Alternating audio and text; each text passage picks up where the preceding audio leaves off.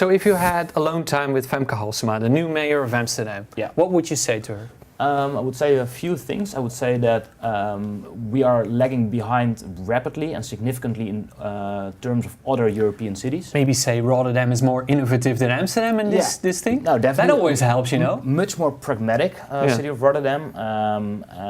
But yeah, I can also understand that it's a different city and there's a little bit more public space in Rotterdam. But also if you just compare it, for example, Paris, Berlin, they are further ahead in terms of shared mobility and sustainable mobility solutions in big cities than Amsterdam. So that's one thing. I think that there should be much more focus on allowing experimentation within certain boundaries, because that is something which is really needed in terms of innovation, and that's something which, although everybody tells us that they want to be the sharing city, then you should also allow experimentation. And I think just look at the data. The data will tell you what will work and what doesn't work, and go with the facts. So about the company, you're talking about data, so you're probably really a data-driven company. So can you share me how many rides are made on a daily basis, how many kilometers? Do you know these things by heart, or can you give some rough estimates? I do know them by heart, but it's very sensitive information in terms of our how good we do. Because it's a very high competition in not only in the European market but also abroad. So I cannot share these kind of facts because that would be very sensitive for our competition. What I can say about it is that that currently we cannot do any more rides on a daily basis per scooter, so on average, than what we are currently doing. And so that means you have an occupancy rate of 80% or something? Well, it's not an occupancy rate. Well, what we see is how many rides per bike we can do, and why is that limited? Because then we also need to charge the battery, and there is it's a little bit difficult to explain. There's a natural balance between the amount of people who are using my product, and then if they're using my product, then the other people cannot use the product. And we see at the amount of rides we do at the moment that the conversion rate will decline, because then there are always too many rides ahead, and then there's no availability. For instance, I'm near Leidseplein, I want to get a scooter, but there's none available because everybody took them before. Exactly. Yeah. Right. So, but you were reaching full capacity. Let's call it that way. Yeah. That's also, for a business founder, for a founder of a startup, that must be really frustrating. It is. It is the most frustrating part, and not only from a commercial business perspective, but also because we see that demand of the public of this sustainable way of transportation is so much higher than what we are able to offer them, and the only reason why we cannot offer them more is because we are being restricted by regulatory issues. It's a catch-22, and because of that, it's good you were able to raise money for Rotterdam.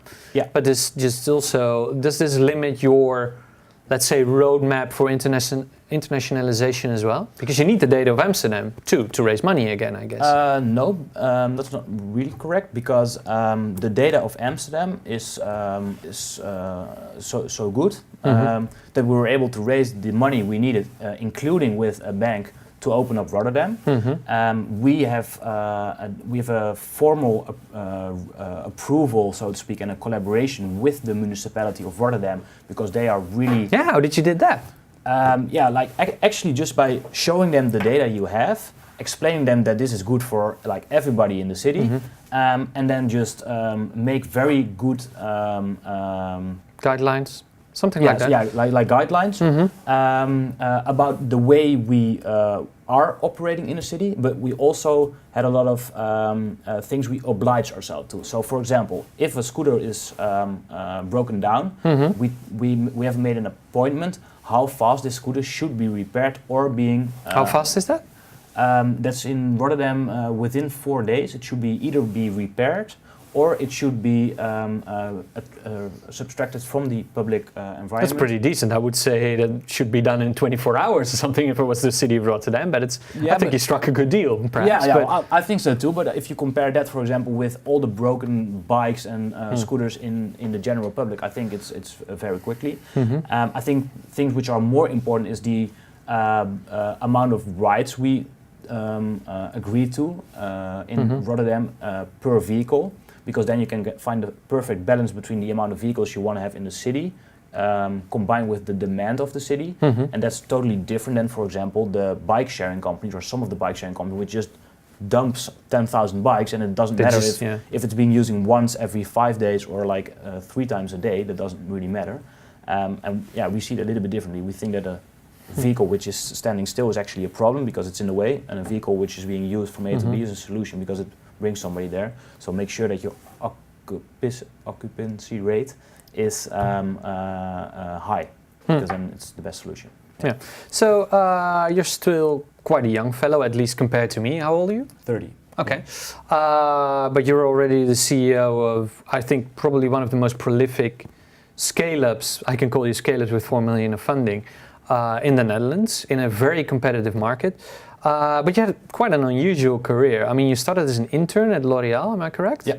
And then you worked in IT and as a management consultant. Yeah. So how did you, and together with your co-founder Maarten Poot, end up in this e-scooter sharing business? Yeah, so to take it a little bit back, I always knew that I want to be an entrepreneur somewhere along the line, but I also knew that that I needed to learn a lot before actually being able to grow a company. So business skills, basically. So business skills, hard business skills. And I was a little bit in doubt if I should go to a fast moving or within consultancy. So I tried the fast moving, didn't like it too much. So then I went to the consultant. I also found out that I find it very important that I can not only have an impact on my own career, but I also want to do something back to society. So that's why I ended up at the healthcare, and I did the consultancy in healthcare. And then me and Maarten, we were back then already roommates. So we discussed a lot of the topics. We thought about, well, should be that something which we can make a business model out of it. And then we came up with shared electric scooters as a solution for a lot of the problems we are currently facing in big cities, not only in the Netherlands, but like worldwide. And then we take the leap of faith and started working full time on it. Yeah, how did you choose the name? Felyx with a Y? So we made a list of criteria. One of the criteria was that it had to be pronounced in an international way, because we were thinking already bigger than the Dutch market. It should be a name which is suitable with our target audience, and I think that Felyx goes well with the young professional students. It's a cool name, let's say. Okay, it's a cool name. You succeeded on that. Yeah, you can shorten it. So when people say even, I would like to take an Ubertje, I can also say I would like to take a Felyxje. And Felyx in Latin means that it's the lucky one. The lucky one, the gezegende, the lucky one. Yeah, the lucky one. So in terms of operations, how many people do you employ currently? So we full-time, FTE? Yeah, currently 10 people, and from the 1st of October, 2 other guys start. Yeah. Okay. So you were just explaining you just hired a COO. How did that go? Yeah. Chief Operations Officer, right? Chief Operations Officer, yeah. So, we made a growth plan of Felyx for like 2 years, 5 years, and ahead. And one of the important things for us, as we are currently operating with so many assets, is that you have a guy or a girl which has a proven track record actually in making sure that from an operational perspective, not only on a day-to-day basis, but also more in a strategic way, optimize that.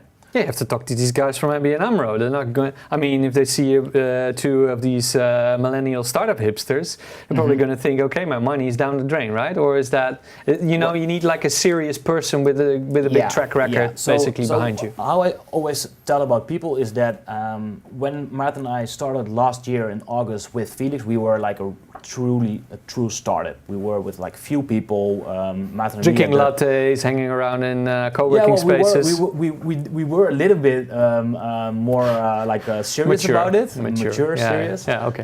But you know, we were with like a small group of people which had all few years of working experience, and we see that now when we are operating in multiple cities. We hope to launch another city this year in the Netherlands as well. Yeah. You need to get more experience on board, which also provides you the validation for the financial partners. But let's see. I mean, you're doing political lobbying, you're doing all kinds of legal stuff. I mean, you're doing high-level financing with quite difficult things. I mean, if you're running assets on it, so okay. Yeah. So you need experience to do that. Yeah. Do you lose any sleep over that? I mean, if I say it like that, it sounds pretty serious, right? You do lose. I mean, I'm a pretty good sleeper, so I can separate business and private time or like sleep, so that goes quite well. But of course, you have some sleepless nights over issues which you need to solve. Mostly the regulatory ones or other ones as well? Other ones as well. Can you name one? Of course it's a bit of a cliche, but funding is so important. We are a very capital-intensive company in a capital-intensive industry, so you know that you need a lot of capital. Sometimes when a deal is almost done, it's not done because you cannot find the right commercial aspect, or if you don't agree about the much collateral they would like to have, or one of 1,000 reasons. But the time is ticking. You want to have your certain thresholds, like milestones. That can. But in the end, you succeeded in raising the capital. So exactly. Yeah. So you were talking about the competitors, also from other city perspectives. I mean, Paris, Berlin, perhaps Rome, Madrid, Barcelona. Yeah. How is it faring right now with scooter sharing platforms? I think that if you look at the European market, that there's a lot of proof of concept, because in Berlin, in Paris, in Barcelona, in Madrid, there are big similar companies.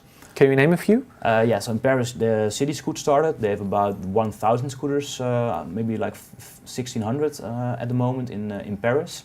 Then you have Coop. Coop is started in Berlin a few years ago, like 2 years ago, I think, or 3 years. They have about 1,000 scooters in Berlin, but they also have 1,000 scooters in Paris. So they try to fight the market in Paris with City Scoot. And then in Barcelona, a company called eCooltra started, and they also turned to Madrid lately. So, and you have these e-steps coming in as well? Yeah. So we just had some news that Taxify, one of the Uber's competitor from Estonia, is actually doing, I think, well, they call it an e-scooter, but it's probably these steps in Paris as well. Yeah. So they're doing the entire, what they call last mile. So you can take a cab somewhere, but even if you have to go any further where a cab can't go, you can take one of their scooters. So is that something that you're looking at as well? Maybe partner with taxi startups? Yeah, definitely. So what we think, and this is also a very good example of the validation you get from the market, it's not only the Taxify, but also Uber is exploring this space. But are you working together with Uber already? No, not working together, but we are speaking on a regular basis with different people from Uber, so we also kind of have a good idea about which direction they want to go. And I think in broad lines we see the same kind of direction from the same kind of companies. The Ubers, the Lyfts, the Taxifys, they're like they used to be simply ride-hailing companies, and they expand their reach by becoming more and more platforms of mobility. Food delivery, parcel delivery in the US. So I think this is a trend which we're going to see more and more in the future. What we also see is that those companies so far have been low on assets. They don't use assets. They are really a platform. And so once you start using assets, then you need a lot of new expertise, because then you got maintenance, you get the whole shebang. And then you also see that Uber, for example, is working together with a lot of partners. So they started working with Jump, the electric bikes in the US. They partnered up with Lime Bike. That are the e-steps, which are called e-scooters in the US. There are numerous of partnerships coming on. So I mean, of this market, this is a huge market. This was a market that wasn't there maybe 3-4 years ago. What do you see for the foreseeable future? Will there be a big shakeout? Will there be a consolidation? What's going on? Will you be acquired?